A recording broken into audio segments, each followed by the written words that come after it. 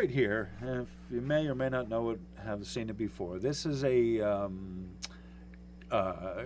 screen capture of the latest spectrogram from Tomsk. All right, so I just wanted to do a quick reading on it, give you, those of you that we are the Schumann resonances here. Hold on first. Okay, a little better, I think. I feel a little better about that. All right. So this is the 19th to most of the 20th. And they're showing you right here, power 6. Okay. As if nothing is happening on the whole thing. Power of 6. Ooh, But you look at that, that's this right here. Oh, hold on, I don't want to do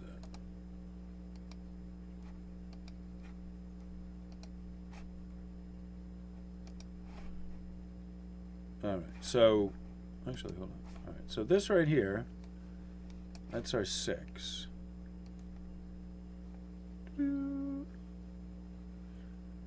That right there is the 6 that they talk about. Now, at this same point here, with the yellow, actually, that's a 6 right there. This point here, that was...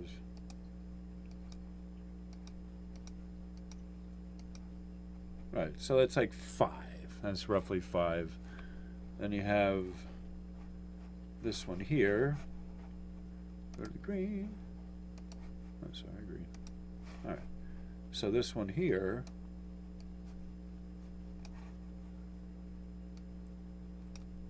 Okay, so that's at like 29. Okay, so they're telling you that the power, I kind of laugh about this.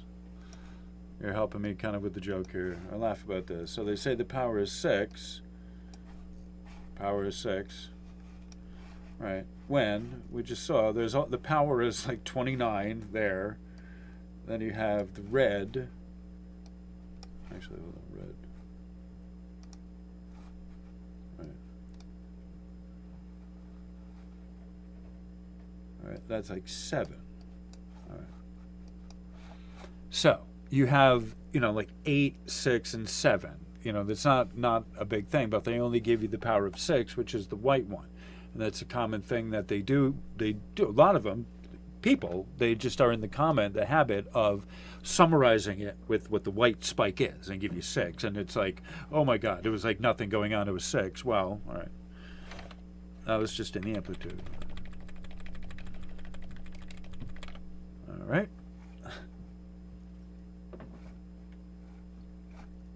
So the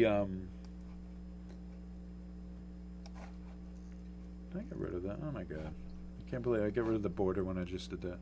All right, so the quality, you look at the quality, we're on the 20th again.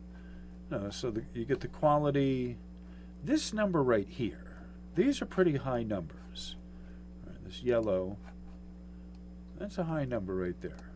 That 44, that's a relatively... And if you've been around for a while, if you've followed these with me, you will have heard me say that this quality 2 number can be a pretty big number relative to this one here, the 9, this one here, the number 9. That's at that point right there, 9, 9. And that's not yesterday's. We're not looking at yesterday's. That's, it's 9, 9. All right. Do you see this right here? This to that right there, I call that a flat line, right? Because you see there's not much activity going on there. And this, again, the green. I want to point something out, the green. You see that? See how strong that is? That's a 31 there. Whoop! 31. That's that point there. And even this one here, that is at 15, like 15 and a half, So the green one, remember, the green waves are the biggest one and the strongest one, right? So that's really important. So even though there's not much going on the amplitude, right, the spikes, you see there's not much going on the amplitude, you also see these patterns in here.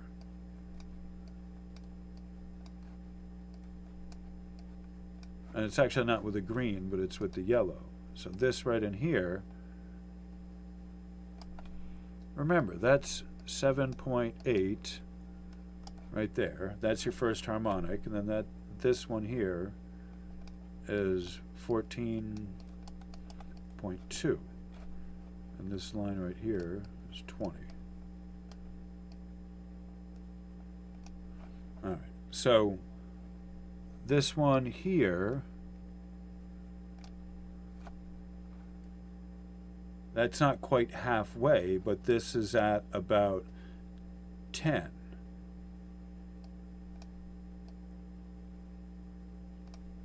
This is approximately 10. And this one is the one that, generally speaking, is the one that the Earth kind of vibrates at, resonates with. All right. Okay. All right. So I had wanted to also show you something else, too. All right. So I'm going to point out something as well. Like this, we talk about the frequency of the Schumann resonances. This one here is at 7.97, okay. That's the maximum. And then this one here, 7.44 is the minimum, okay. So that right there, they give you for the daily maximum and the daily minimum, those two numbers there are the extent of the range that the Schumann resonances are going to move. Right, the 7.9, that's not as high as it's gone, but that's as high as, that's, you know, relatively high. But that the peak frequency of the Schumann resonance, the first harmonic, is not ever going to be higher than an 8 hertz, okay? Because it takes light 1/8 of a second to go around the world. So 8 hertz is the fundamental frequency of the first, you know, of your the primary fundamental frequency, okay, is 8 hertz. That's the first time that light goes around the Earth, right? The first time it travels 1/8 of a second, then another 8. So in 1 second, it's traveled 8 times around the world. Okay, so that number is a constant. That 8 hertz frequency is a constant. That's why the Schumann resonances are not ever going to be rising past that frequency. If it's up to the ceiling at 8 hertz, that is a very tall, busy day for the Schumann resonances. Okay. And so they're giving you here also amplitude 2 is 4. I just showed you that up there. I measured it, and that one's 8. And amplitude 4, 24. I said it was 29. They have it 28. So that's what they're showing you as well, right here, down below. You know, if you go over to disclosurenews.com, they have those. I captured those off of their website, so you could see they're in writing those different number values, and the fact that the Schumann resonances are that it's locked in at 8 hertz to 8.3. It goes down. I'm sorry, 7.3. It's locked in somewhere between 8.02 or whatever, 8.05 down to like 7.3. All right, so that is the range of the first harmonic of the Schumann resonances. Okay, so all right, so I've shown you guys a lot of other stuff. I just wanted to show you this peak for the day, and you could see these two here. I want to show you these two here. Okay, these are what I call synchronous mode, which is synchronous mode 3 and 4 of amplitude. You see that spiked there, and then you have a red, the green and the red spiked there, and then you have that spike there. All right. All right. So this is A and Q together, okay? So when you see the spike there, like I said, show you one spike there, one spike there. This is the amplitude, this is the quality. So when you see those spikes there like that, where amplitude and quality, which is the electrics and the magnetics, once again, together, then you have it's like earthbound mode. It's not coming from up high. Okay. Uh, Even though you have these two, the green and the red. Those are you got to remember the green and the red mode are the lowest down there in the totem pole. They measure the widest of the signal, the lowest, the one closest to Earth. Okay. So I don't know. So there's a lot more I could say about that. I'm not going to. I'm going to have to do another. I'm going to have to do an update on just this.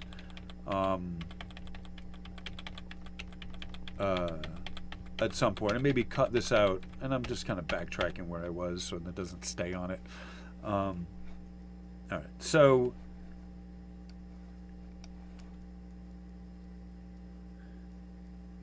This is our favorite, Cumiana, right? And there's not much going on. You can see that there's activity. I'm just going to show you this really briefly. There's not much going on. However, what you see there is a couple days where their machine wasn't in order. So whatever happened, this right here, this here. All right. So, as I mentioned before, data voids on any of the spectrographic machines are not timeline jumps. So that is not, this red here. I mean, this black where I'm marking the red here. This was 2 days of their, a day and a half of their machine going down. It was not a timeline shift. Okay, and I don't know what that was, and I took this today, so it's like, oh, okay, well, I'll have to, look into that. So, this happened a couple days ago. I haven't heard anything about it. I don't know why, but you have to understand that it's a complicated process in getting the Schumann resonance signal onto the spectrogram. Okay, there's a number of moving parts. There's a lot can go wrong. So, you have to give them some slack.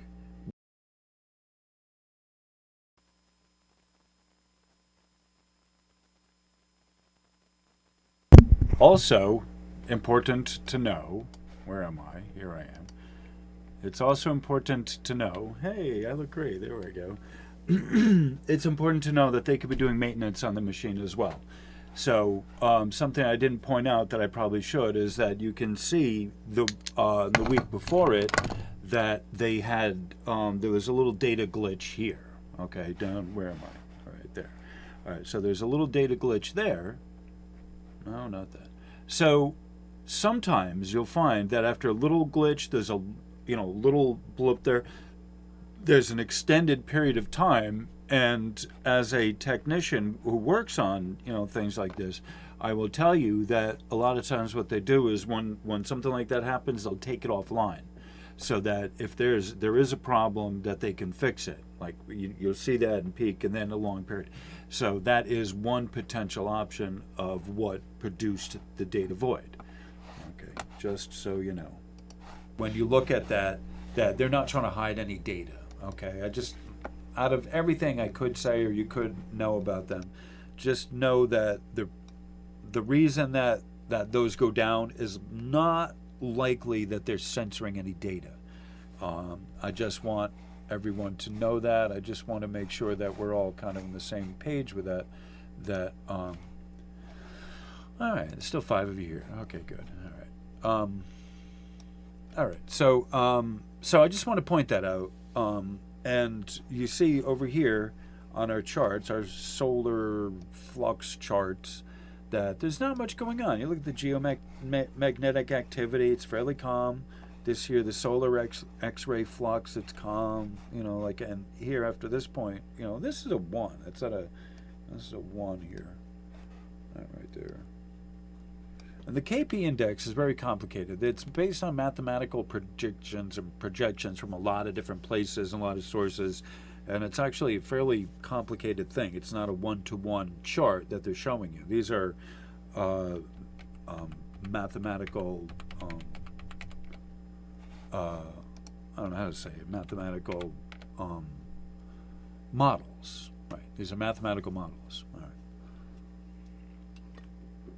Okay, and all All right, so that's the geomagnetic activity. All right, and so this is the last thing right here. I'll just show you real quick. I did a screen capture of this. All right, so this right here. Oh, come on.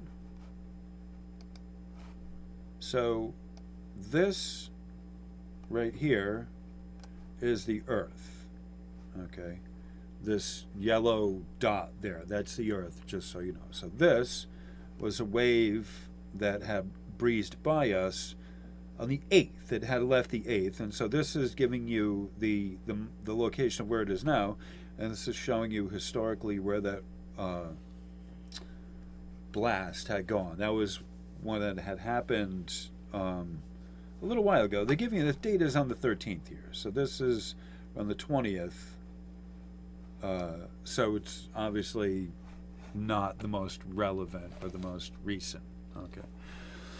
All right. So you can say there wasn't that. You know, I did that. I took that. That's an action moving picture that you really have to see the whole thing.